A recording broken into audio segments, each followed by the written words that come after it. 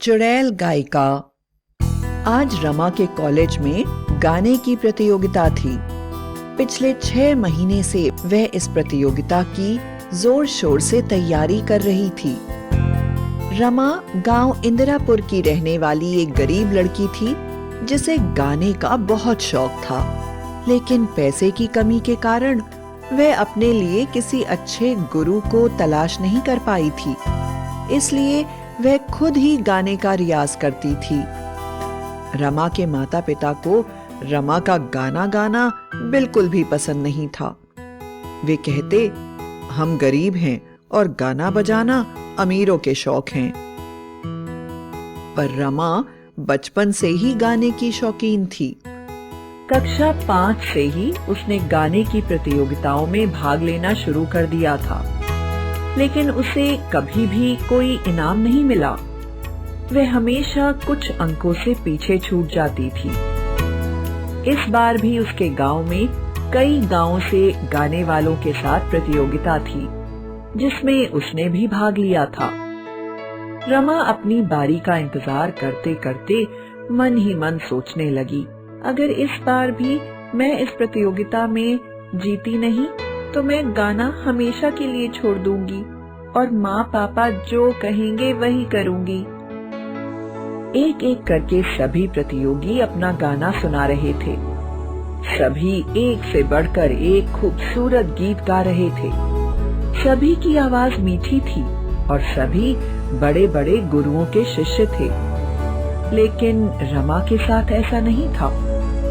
फिर भी ईश्वर का नाम लेकर वह स्टेज पर गई और उसने गाना शुरू कर दिया। अभी वह स्टेज पर जाकर खड़ी ही हुई थी कि अचानक उसके शरीर को एक जोर का झटका लगा और उसके गले से अपने आप ही एक अद्भुत गीत निकलने लगा। उस गीत के बोल इतने खूबसूरत थे कि लोग मंत्रमुग्ध होकर रमा का गाना सुनने लगे। रमा को खुद भी नहीं समझ में आ रहा था कि यह क्या हो रहा है। कुछ देर के बाद अचानक तालियों की गड़गड़ाहट से जैसे लगा रमा होश में आ गई हो। गाना खत्म हो चुका था। रमा को लगा उसके साथ यह न जाने क्या हुआ है और अब तो उसको इनाम मिलने की कोई आशा नहीं। इसलिए अपने माता पिता के तानों के डर से वह चुपचाप किसी चीज के पीछे खड़ी होकर जीतने वाले का नाम सुनने का इंतजार करने लगी और एक एक करके जीतने वालों के नाम पुकारे जाने लगे।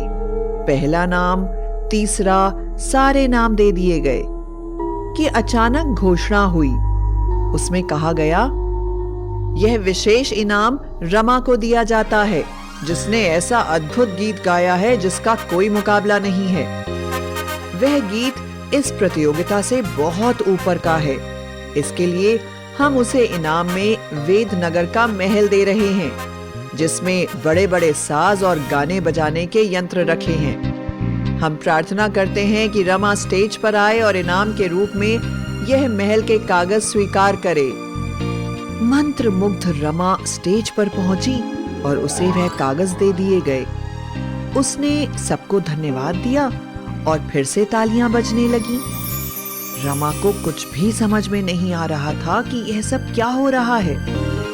वह बेहोश सी किसी यंत्र की तरह अपने घर पहुंची और उसने वह कागज अपनी माँ को दे दिए। माँ ने वह कागज पिताजी को दिखाए और सारे लोग खुशी से उसे बधाइयां देने लगे। कुछ ही देर में उन लोगों ने अपना सामान बांध लिया और वेदनगर के महल की तरफ चल पड़े। कुछ ही देर में वे वहां पहुंच गए। यह कोई छोटा मोटा महल नहीं, बल्कि बहुत ही खूबसूरत महल था, जिसके चारों तरफ गाने बजाने के उपकरण रखे हुए थे।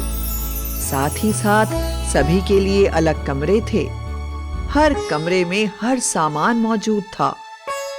रमा का परिवार बहुत ही खुश हुआ और रमा अपने संगीत वाले कमरे में बैठकर अपने यंत्र को देखने लगी। सब लोग उसके घर में आराम से रहने लगे। अब रमा को कोई संगीत का रियाज करने के लिए मना नहीं करता था, ना ही डांटता था। लेकिन एक बड़ी अजीब बात थी। जब भी वह रियाज करती उसे झटका सा लगता और वह सो जाती और उसके होठों से बड़े ही सुंदर गीत निकलने लगते और उसके हाथ अपने आप ऐसे यंत्र बजाने लगते थे जो उसने कभी भी नहीं बजाए थे। कभी वह गिटार बजाती, कभी सितार, लेकिन उसने यह सब बजाना कभी नहीं सीखा था, इसलिए वह बड़ी ही हैरान हो जाती। एक बार जब वह रात में सो रही थी तो अचानक उसके कमरे के सभी यंत्र बजने लगे।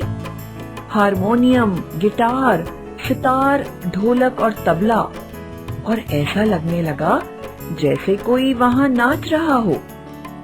पायलों की आवाज एकदम साफ सुनाई दे रही थी। वह मंत्र मुग्ध वहीं खड़ी रह गई। कुछ देर के बाद उसे सुनाई दिया जैसे कोई कह रहा हो, रमा, राज्य में राज नर्तकियों की प्रतियोगिता है, तुम्हें इसमें भाग लेना है। सुबह उठते ही तुम राजमहल की ओर जाओ और अपना नाम इस प्रतियोगिता के लिए लिखवा देना। सुबह उठते ही रमा अपने पिताजी के साथ राजमहल जाने की जिद करते हुए बोली, पिताजी, मुझे नृत्य की प्रतियोगिता में हिस्सा लेना है, मुझे राज्य नर्तकी बनना है। उसके पिता हैरान रह गए और बोले, तुम्हारा गाना किसी तरह से मैंने बर्दाश्त किया है, यह तुम कैसी बातें कर रही हो? क्या तुम्हें अब समाज की मर्यादा का भी ज्ञान नहीं रहा? पिता की बात सुनते ही रमा का चेहरा गुस्से से लाल हो गया और वह बोली, तुझे सुनाई नहीं दे रहा मूर्ख? मुझे इस प्रतियोगिता में जल्दी से जल्दी भाग लेना है। बिना किसी देरी के जल्दी से मेरा नाम प्रतियोगिता में लिखवा। रमा के पिता उसके मुंह से निकलने वाली आवाज सुनकर पूरी तरह से डर गए, क्योंकि वह रमा की आवाज नहीं थी बल्कि किसी और की आवाज थी। रमा के पिता उसे लेकर जल्दी जल्दी राजमहल गए और उन्होंने उसका नाम प्रतियोगिता में लिखवा दिया। अगले ही दिन प्रतियोगिता में सभी लोगों को भाग लेना था। रमा के पास गरीब होने के कारण ना तो पहनने के लिए अच्छे कपड़े थे, ना ही गहने। दूसरी बात, उसे नाचना भी नहीं आता था। लेकिन फिर भी अपनी बारी आने पर उसने स्टेज पर नाचना शुरू कर दिया। तो उसके परिवार वाले यह देखकर हैरान रह गए कि उसका पूरा शरीर सुंदर कपड़ों और गहनों से सजा हुआ था और उसके बाल उसके पैरों तक लंबे थे। वह इतनी सुंदरता से नाच रही थी कि सभी लोगों के पास वाह वाह के सिवा और कुछ कहने को नहीं बचा था। जोर जोर से तालियां बज रही थी कि अचानक रमा जोर से चिल्लाई, बंद करो यह तालियां, मैं राजलक्ष्मी हूँ। इस राज्य में मेरे साथ अन्याय हुआ है, तुम सब मुझे भूल गए। मैं तुम्हारी राज नर्तकी राजलक्ष्मी हूँ।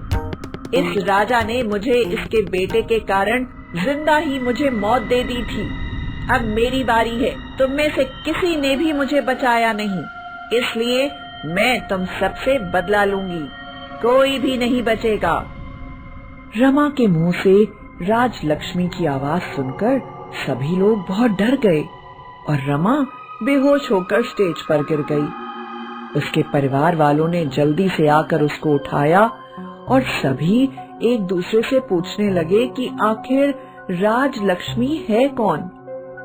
तभी मंत्री जी ने बताया, सभी प्रजाजनों, मैं आपको बता देना चाहता हूँ कि राजलक्ष्मी पड़ोसी देश की राजनर्तकी थी और युवराज उस राज्य से भगाकर उसे अपने राज्य में ले आए थे और उससे विवाह करना चाहते थे, किंतु महाराजा किसी नर्तकी को राज्य की महारानी नहीं बनाना चाहते थे, इसलिए उन्होंने उसे मृत्युदंड दे दिया और इसका पता किसी को भी नहीं लगने दिया। उन्होंने जो महल रमा को उपहार में दिया है, उसी में नर्तकी राजलक्ष्मी का अंतिम संस्कार करा दिया था। इसलिए अब जब रमा वहां पर संगीत का रियाज करने लगी तो रमा के माध्यम से राजलक्ष्मी अपना बदला लेने वापस आई है। मंत्री की बात सुनकर रमा उठकर बैठ गई और अचानक रमा के हाथ तेजी से बढ़ने लगे और उसने दोनों हाथों से मंत्री को पकड़ लिया और बोली, जिस समय महाराज मुझे मृत्युदंड दे रहे थे उस समय मेरा गला तुम्ही ने पकड़ा था ना? लो, अब मैं तुम्हें बताती हूँ कि गला कैसे पकड़ते हैं। और देखते ही देखते उसने मंत्री का गला दबा दिया और मंत्री मर गया। सभी लोग जोर जोर से चिल्लाने लगे। अचानक रमा की लंबाई बढ़ने लगी और वह राजमहल के बराबर लंबी हो गई और उसने अपना हाथ बढ़ाकर राजा को राजमहल से बाहर निकाल दिया। राजा डर के मारे जोर जोर से कांप रहा था। राजलक्ष्मी राजा से बोली, क्यों महाराज, अब आपको कोई तकलीफ तो नहीं है?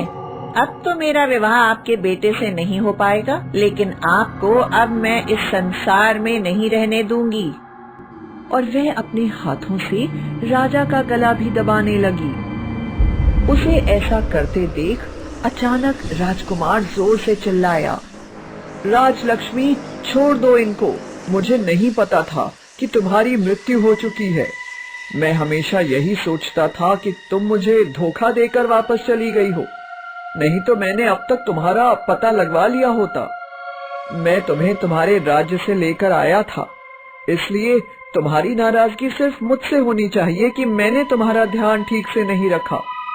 पिताजी ने तो वही किया जो एक पिता को ठीक लगा, इसलिए तुम दया करके मेरे पिता को छोड़ दो।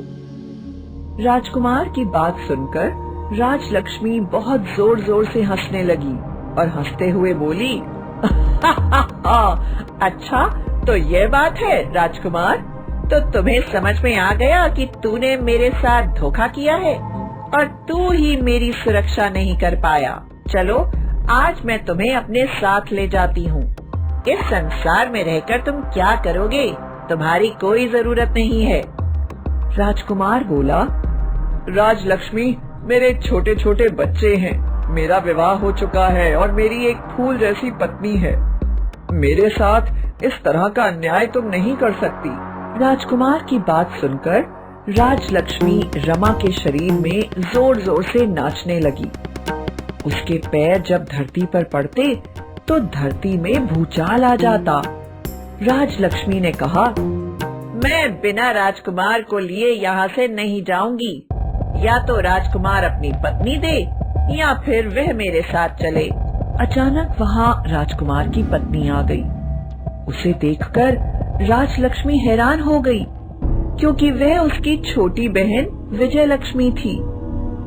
विजयलक्ष्मी ने राजलक्ष्मी से कहा, बहन राजलक्ष्मी, तुम्हारे गायब हो जाने के बाद राजकुमार बहुत ही बीमार पड़ गए, जिसके कारण उनके पिता को हमारे राज्य आकर हमारे महाराज से यह प्रार्थना करनी पड़ी कि वह तुम्हारी बहन यानी मेरा विवाह उनसे कर दें, ताकि राजकुमार को कुछ शांति मिले और वह तुम्हारा बिछड़ना बर्दाश्त कर सके।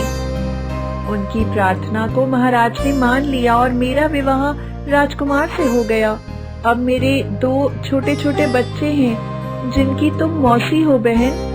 हाथ जोड़कर तुमसे विनती है कि हम सब में से किसी को भी नहीं पता था कि तुम्हारी मृत्यु हो चुकी है। मैं तुमसे दया की भीख मांगती हूँ, मेरे पति को छोड़ दो और चाहो तो मुझे ले चलो। मैं तुम्हें बता दूं कि राजकुमार ने तुम्हारे नाम से एक संगीत विद्यालय खोला है, जहाँ वे अपना सारा समय गुजारते हैं। बहन की बात सुनकर चुड़ैल बन गई राजलक्ष्मी का क्रोध शांत हो गया और वह उनको आशीर्वाद देकर हमेशा के लिए वहाँ से चली गई।